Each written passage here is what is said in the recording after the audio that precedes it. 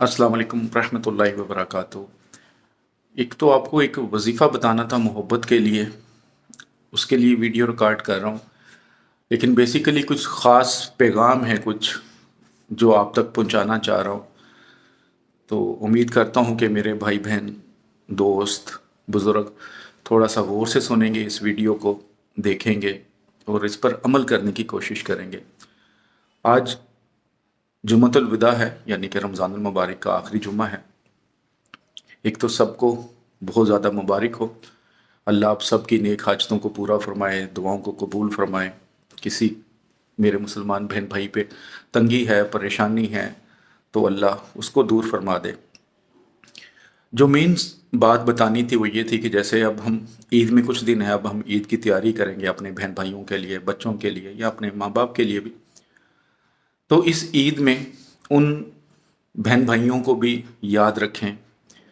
अगर आप 20,000 की शॉपिंग कर रहे हैं तो कोशिश करें उसमें से आधे पैसे दूसरों के लिए निकाल दें, क्योंकि वो ईद की खुशी ज़्यादा मिलेगी आपको, वो ज़्यादा फ़ायदा देगी जो आप दूसरों के लिए करेंगे। यकीन करें कि अगर आप करोड़ों रुपया, लाखों रुपया अपनी जेब में, अपने घर में रखे हैं, दूसरों का कोई फ़ायदा नहीं दे रहे, तो आप मलमल के बेड पे भी सोएंगे तो आपको सुकून की नींद नहीं आएगी। लेकिन अगर आपकी जेब में 10 रुपये भी नहीं है, लेकिन आपने अपनी कमाई में से गरीबों को हेल्प की है, उनको कुछ दिया है, तो यकीन करें कि आप फर्श पे भी सोएंगे ना तो आपको बड़ी पुरसकून नींद आएगी। वैसे भी रमज़ान में देने से इसका जो अजर होता है वो कई गुना, 1000 गुना बढ़ जाता है। वैसे तो अल्लाह कहता है कि मेरी रास्ते में एक लगा, 10 तो मैं इसी दुनिया में दूंगा, 70 आखिरत में मैं दूंगा। तो ये ख्याल रखिएगा कि असल ईद का मज़ा तब है जब आपके रिश्तेदार, आस पड़ोस में भी आपकी वजह से कुछ बच्चे, बुज़ुर्ग, ख़वातीन, कोई भाई बीमार है तो वो भी ईद मनाएं। असल खुशी ये है। असल खुशी ये नहीं है कि आप सिर्फ अच्छे नए कपड़े पहन लें, जूती ले लें, लेकिन आपके रिश्तेदार या आपके हमसाए ऐसे रहें। तो अल्लाह ने अगर दिया है, नेक कमाई है आपके पास, तो उसमें से लाजमी कोशिश करें कि आप अगर 2 सूट बनाते हैं तो एक बनाएं। बच्चों के लिए भी अगर 2 बनाते हैं तो एक बनाएं, एक किसी गरीब को घर को बना के दें।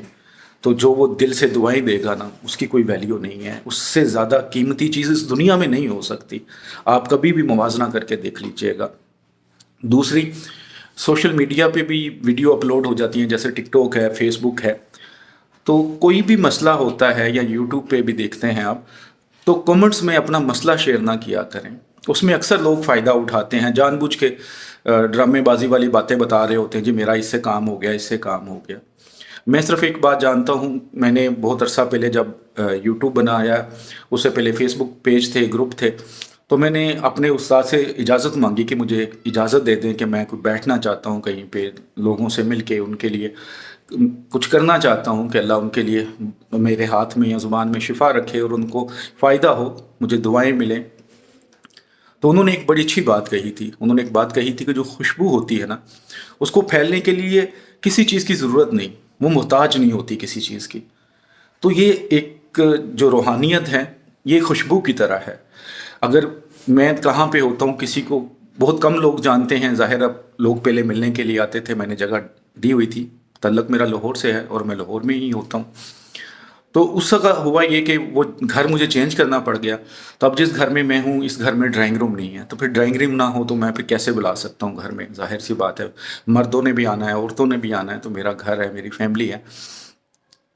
तो एक तो मैं लाहौर में ईद के बाद कोई जगह ढूंढना चाहूँगा। अगर कोई मेरा भाई बहन लाहौर में मेन जगह पे रहता हो, अपनी कोई थोड़ी सी जगह रेंट ले ले मुझसे, अगर देना चाहे तो वीक में 1 दिन या 2 दिन मैक्सिमम वीक में, तो मैं कोशिश करूँगा बैठने की। लेकिन अगर कोई दीनदार घर है जिसकी शोहरत अपने मोहल्ले में अच्छी है, वो मेरा भाई या बहन मुझे देना चाहें, कमरा हो कोई या कोई ऐसी जगह हो जो पाक साफ रहे, तो जो रेंट होगा मैं देने को तैयार हूँ।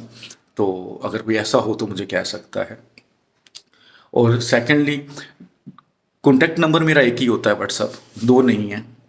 اور اس کے علاوہ اگر کوئی اور بھی نیچے کوئی کامنٹس باکس میں آپ کو بتا رہا ہے تو اس کی طرف نہیں جاتے. ہاں لیکن رابطہ اس سے کرتے ہیں جس پہ ٹرسٹ ہو. اگر آپ ٹرسٹ کرتے ہیں مجھ پہ، کرنا تو اللہ نے ہے. اگر میرے ہاتھ میں یا زبان میں آپ کے لیے اللہ نے شفا رکھی ہے تو بس ایک چیز کی گارنٹی میں بانٹتا ہوں، دیتا بھی ہوں کہ میں ایمانداری سے کروں گا. اس میں کتنا فائدہ ہوتا ہے یہ میرا اللہ جانتا ہے، کیونکہ ڈاکٹر کا کام ہوتا ہے ٹریٹمنٹ کرنا، علاج کرنا، شفا ڈالتا اللہ ہے اس میں. تو میرے ہاتھ بس میں صرف اتنا ہی ہے کہ میں ایمانداری سے کروں. سب کچھ میرے اللہ کے ہاتھ میں ہے.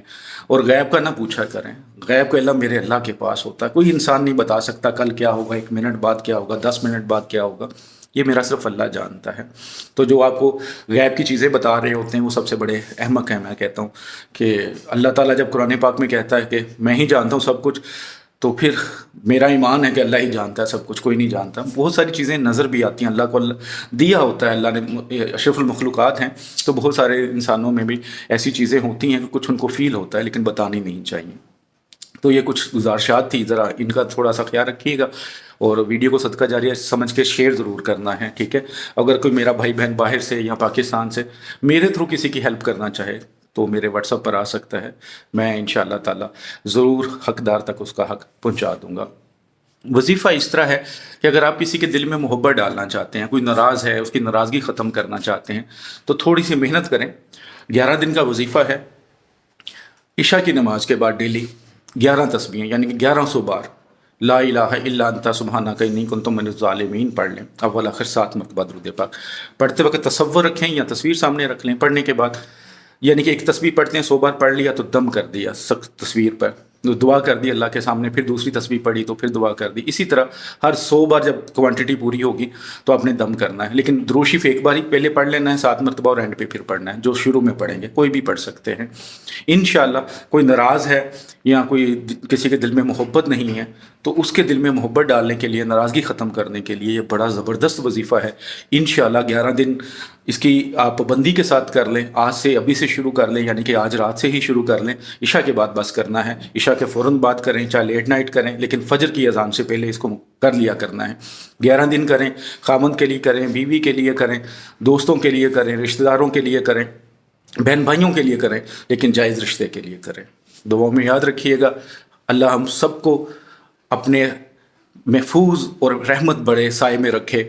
اللہ آپ سب کی دعائیں قبول فرمائے. اللہ سب کے لیے، خاص طور پہ فلسطین کے لیے، کشمیر میں بسنے والوں کے لیے اللہ رحم کر دے. اس کے علاوہ بھی کہ کسی جگہ پہ مسلمانوں پہ ظلم زیادتی ہو رہی ہے تو اللہ اپنا رحم کر دے. آپ سب کی نیک حاجتوں کو پورا کر دے. آپ کی دعاؤں کو قبول فرما لے. آمین کہہ دے. آپ کی دعاؤں پر کن فرما دے تو اللہ آپ کی زندگی بنا دے گا. دعاؤں میں یاد رکھیے گا اور بس سچے دل سے اور یقین کے ساتھ کبھی بھی کسی بھی کام میں نا امید نہ ہوگی.